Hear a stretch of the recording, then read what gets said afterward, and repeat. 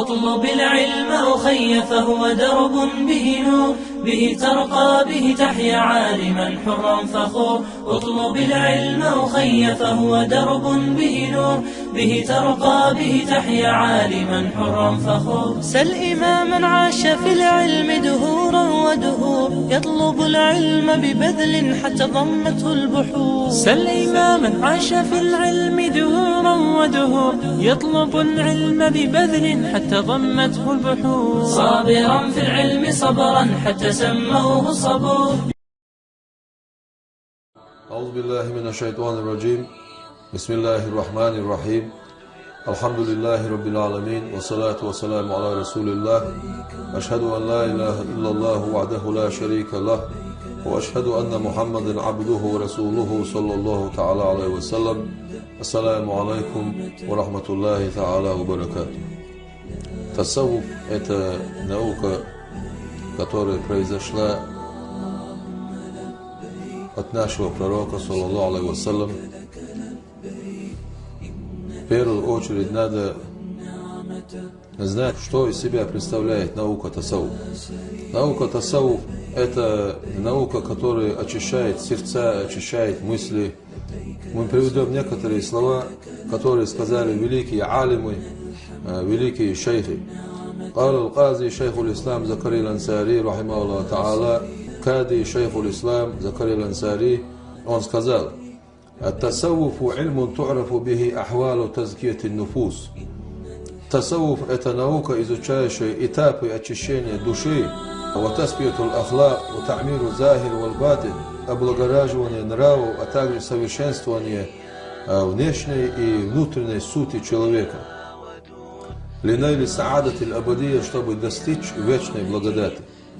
А также Джунайд аль-Багдади, великий имам Джунайд аль-Багдади, великий алим, рахимахуллаху та'аля, он говорит: «Ат-тасаввуфу суфизм, исти'малу куллу хулук инсанин» – это приобретение лучших черт, лучших качеств, «ва тарку куллу хулук инданин» – и избавление от наихудших качеств.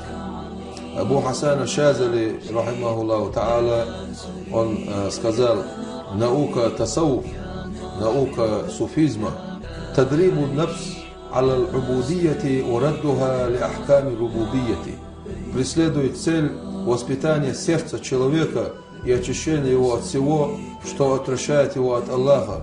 Это значит приучить душу к поклонению Создателю и подчинить ее божественным нормам. Рахимахуллаху та'аля, великий алим Ибн Уджайба, он говорит: «Хуа ильмун ю'рафу бихи кайфияту сулук иля хазрати маликил мулук». Это наука, которая ознакомляет с методами приближения к царю царей, к Всевышнему Аллаху. «Ва таспиятул баватин минар разаиль, ва тахлиятуха би анва'иль фазаиль», и способствует очищению внутреннего мира человека от порочных качеств и облагораживанию его посредством приобретения достоинств всех видов.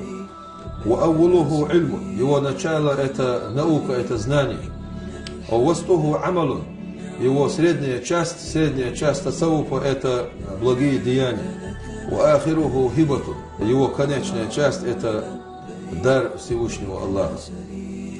Имам Газали, определяя смысл суфизма в своей книге «Ихья улумуддин», пишет: тарикат – это ведение борьбы и уничтожение недостойных качеств. Под наукой тасаввуф подразумевается очищение сердец, очищение мыслей, чтобы сделать ибадат, чтобы делать благие деяния искренние ради Всевышнего Аллаха. Потому что тасаввуф, он исходит от ступени ихсан, от макама ихсан. Ихсан – неотъемлемая часть нашей религии, потому что пророк, саллаллаху алейхи вассалям, он научил нас, нашей религии. Что же касается истории возникновения суфизма, согласно аль-Хафиз Мухаммад Сиддик аль-Гимари, ему был задан такой вопрос: кто же является первым основоположником суфизма? На что он ответил: что же касается того, откуда берет начало тарика, то ты знай, это небесное откровение, так как вне всякого сомнения это ступень искренности, ступень ихсана. الذي هو أحد أركان الدين الثلاثة التي جعلها النبي صلى الله عليه وسلم بعدما بينها واحدا دينا بقوله هذا جبريل عليه السلام أتاكم يعلمكم دينكم وهو الإسلام والإيمان والإحسان. Архангел Джабраил алейхиссалам был послан к пророку саллаллаху алейхи вассалям с тем, чтобы передать нам нашу религию с уст нашего пророка саллаллаху алейхи вассалям. А религия это иман, ислам и ихсан. Валь исламу та'атун ва ибадатун. Ислам это покорность, повиновение и поклонение. Валь иману нурун ва акидатун. Иман это свет, это вера.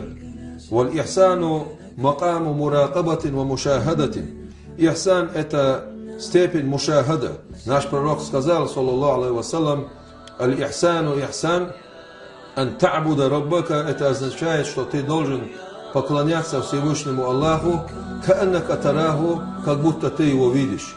Фа ин лам такун тараху, если даже ты его не видишь, фа иннаху ярака, поистине Всевышний Аллах тебя видит.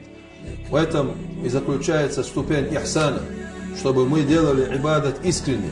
Ступень ихсан это и есть ильму тасауф, потому что нельзя придираться к названиям каких-либо наук, потому что название ильму фикх, который включает в себя намаз, пост, закат и хадж, ильму акида, который включает в себя веру, аль-иман, ан ту'мина биллахи ва малайкатихи ва кутубихи ва русулихи ва льяумил ахир ва бил кадри хайри ва шарри мин Аллахи та'аля. Это включает в себя ильму акида. Ильму акида, ильму нахв, сарф, грамматика, ильму ментик, разговорная речь, красноречие, ильму фикх. Вот эти названия наук не были во времена пророка, саллаллаху алейхи вассалям, и его сподвижникам.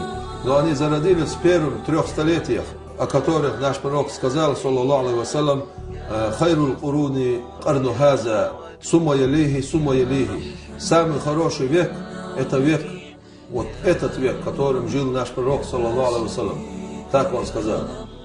Потом следующий век, потом следующий век. Эти 3 столетия наш пророк, саллаллаху алейхи вассалям, подчеркнул, что это самое лучшее время.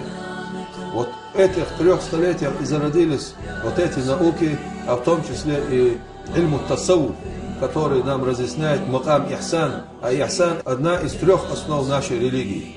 Потом суммакала Саид Мухаммад Сиддик Аль-Гимари добавил, فإنه كما في الحديث عبارة عن الأركان الثلاثة فمن أخل بهذا المقام الإحسان الذي هو الطريقة فدينه ناقص بلا شك لتركه ركنا من أركانه فغاية ما تدعو إليه الطريقة وتشير إليه هو مقام الإحسان بعد تصحيح الإسلام والإيمان.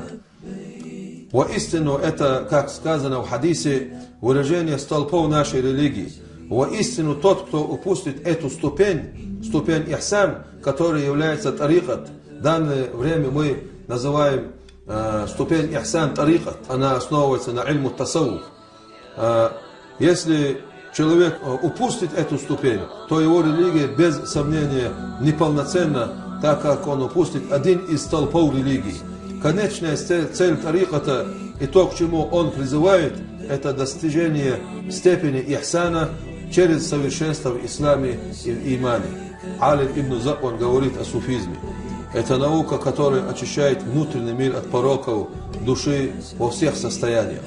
Объясняя эти слова, великий ученый Аль-Манджури отметил, суфизм исследует способы очищения внутреннего мира человека от болезней сердца, таких как злоба, зависть, обман, гордыня, лживое благочестие, ненависть, алчность, скупость и так далее. Суфизм обнажает пороки и указывает на пути избавления от них. Эта наука помогает душе преодолеть препятствия путем избавления ее от болезней души и дурных качеств, таким образом приводя к освобождению сердца от всего, кроме Аллаха, и к украшению его поминанием великого Творца, то есть украшение его зикруллах.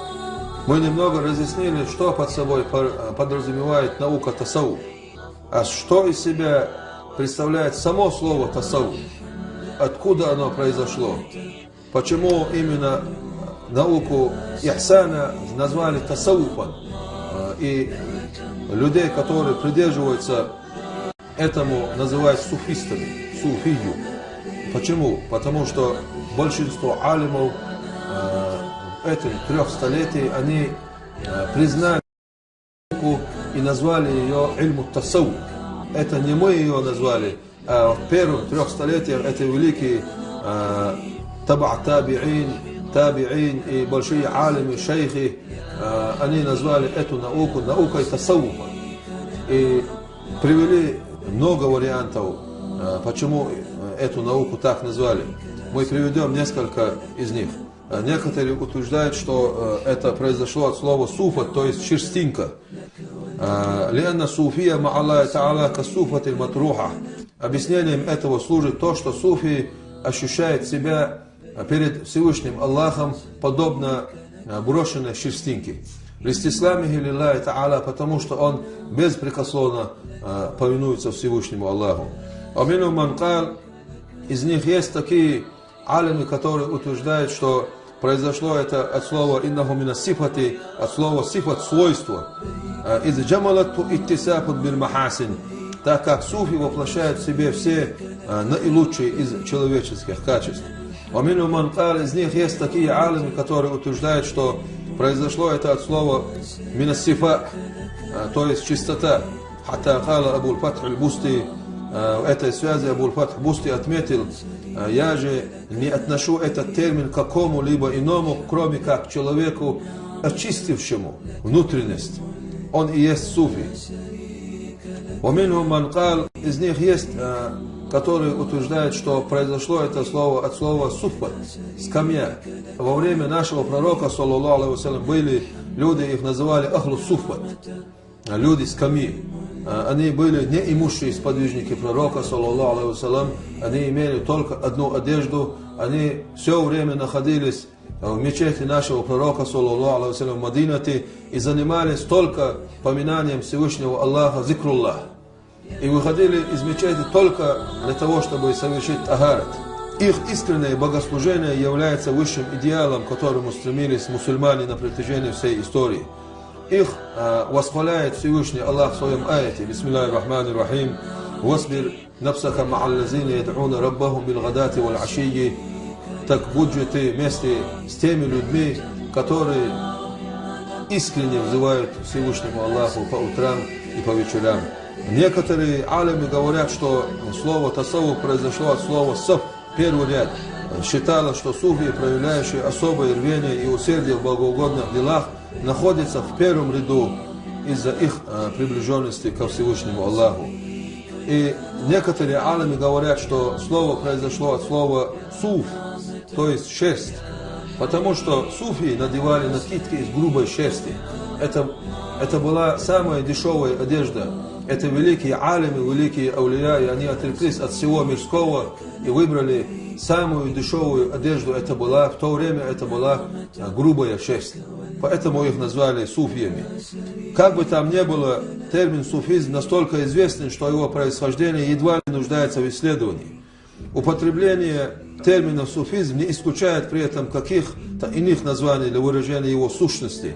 Нравственная, духовная сторона ислама, наука ихсан. При этом автор книги Джавхаратут Тавхид Ибрахим Баджури, он сказал: ты повелевай, одобряемое, и отделяйся от сплетен и хулы, и всяких порочных деяний, таких как самодовольство, гордыня, зависть, спор и показуха. И он продолжает: то есть ты отделяйся от всякого действия, порицаемого шариатом. Эти слова он привел к науке тасауфа. Поэтому заниматься наукой тасауфа, быть суфием, это является фарз айном, потому что мы обязаны очистить наши сердца, наши мысли от порочных качеств. Мы должны избегать грехов. К этому худжатуль ислам имам аль-Газали, он говорит сам про себя. После того, как он встал на путь суфиев и ощутил его плоды, он сказал: вступление в ряды суфиев обязательно фарзуль айн, ведь никто, кроме пророков, не чист от пороков. Поэтому нам нельзя отвергать эту науку. Мы должны как в наших силах придерживаться тасауфу, придерживаться тарикату, потому что религия ислам, она основана на 3 основах. Это ислам, это иман, это ихсан. А без ихсана религия будет неполноценна. Вассаламу алейкум ва рахматуллахи ва баракатух.